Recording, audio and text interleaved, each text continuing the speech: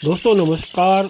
और नूतन वर्ष की आप सभी को बहुत बहुत शुभकामनाएं, मंगल कामनाएं। आप स्वस्थ रहें, आनंदित रहें और मदर नेचर से ऐसे ही प्रेम करते रहें। सभी बर्ड प्रेमियों को मेरा प्यार भरा अभिवादन। जैसा आप जानते हैं, थार डेजर्ट में जहाँ कहीं भी अभी पानी है वहाँ पर विदेशी पक्षियों के कलरव से वह गूंज उठा हुआ है। इसमें red crested pochard, Eurasian vegan, Garhwal और कॉमन पोचार्ड और यूरेशियन टील इत्यादि और अन्य पक्षी खूब सारी संख्या में आए हुए हैं, जिनके कलरव से पूरा वातावरण गुलजार हो रहा है। और प्रत्येक साल की तरह इस साल भी शीतकाल में विदेशी मेहमान पक्षियों का समूह लगातार जारी है और खूब सारे समूह के इनके आगमन से पूरी रौनक बनी हुई है। और खूब कलरव से सारे तालाब, छोटे मोटे जो जितने भी तालाब हैं, वह गुंजायमान है। इसमें आधा दर्जन प्रजाति बहुत विदेशी पक्षियों की है, जिसमें red crested pochard, Eurasian vegan, Garhwal. और शाम इनमें इनकी एक्टिविटी बहुत देखने में बहुत ही आनंद आ रहा है। और जितने भी पक्षी प्रेमी हैं, इनको अपने अपने कैमरों में कैद करके प्रसन्न हो रहे हैं। रेड क्रेस्टेड पोचार्ड को हिंदी भाषा में लाल चोंच वाली बतख या लाल सिर वाली बतख के नाम से भी जाना जाता है। भारत में ये एक प्रवासी पक्षी है जो केवल सर्दियों के दौरान ही दिखाई देता है।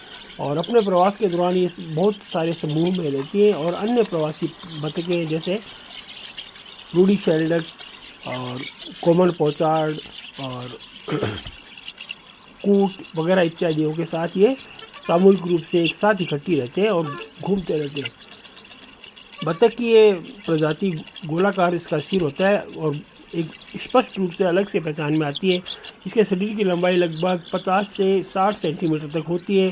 इसका सिर विशेषकर गोलाकार और बड़ा होता है। नर व मादा एक दूसरे के आकार में थोड़े भिन्न भिन्न दिखाई देते हैं।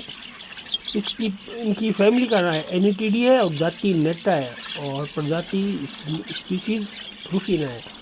रेड क्रेस्टेड पोचार्ड को हिंदी भाषा में लाल सिर वाली बतख के नाम से भी जाना जाता है। एडल्ट जो मेल है उसका और मादा का रंग एक दूसरे से डायमॉर्फिज्म होता है, अलग अलग होता है। वयस्क नर का सिर गोलाकार व एकदम ऑरेंजिश रंग का होता है और रेड कलर का होता है। इसकी चोंच एकदम लाल होती है और छाती पर जो है वह गहरे काले रंग की छाती होती है। वहीं मादा पक्षी नर से आकार में थोड़ी छोटी व रंग इसका हल्का पीला भूरा व ग्रे कलर का होता है। सिर का रंग कभी सफ़ेद रंग का भी होता है। इसकी चोंच काले रंग की होती है।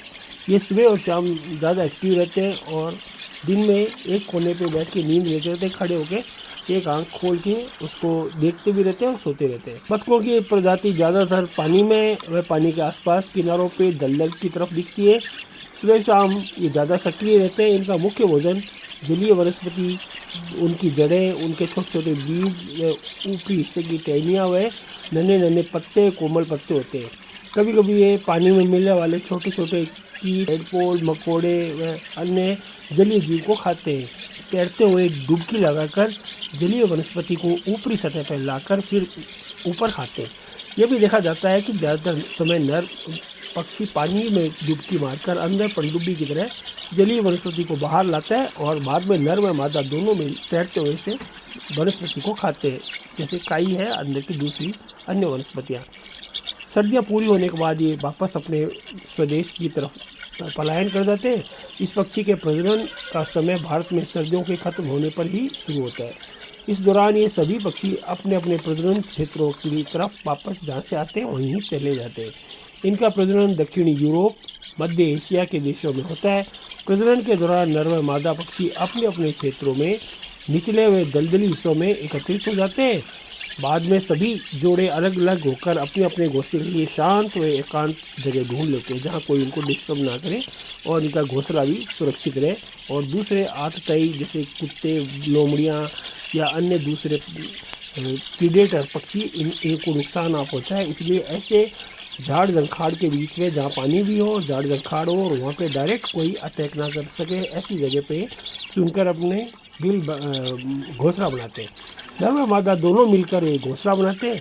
घोंसला आमतौर पर बड़ी वनस्पति व झाड़ियों के नीचे छुपाकर बनाते हैं और कटीली जगह में बनाते हैं। घोंसले के आसपास उपलब्ध घास, तिनके व घोंसला बन जाने के बाद मादा 7 से 10 या 11 अंडे तक देती है। मादा पक्षी घोंसले में अंडों को सेती है तथा नर पक्षी आसपास रहकर उसकी घोंसले की रक्षा करता है और मादा के लिए भोजन का जुगाड़ भी करता है। इस पक्षी की संख्या धीरे धीरे कम हो रही है, जिसका मुख्य कारण हैबिटेट का सिकुड़ना, यानी कि जगह जहाँ पानी है और जहाँ पर इनको सुरक्षित जगह मिलने की स्थान का कम अभाव होने से इनका नुकसान हो रहा है। लोमड़ी, सांप व बाज इनके अंडों को नुकसान पहुंचा देते हैं, इसलिए इनकी संख्या भी धीरे धीरे कम हो रही है।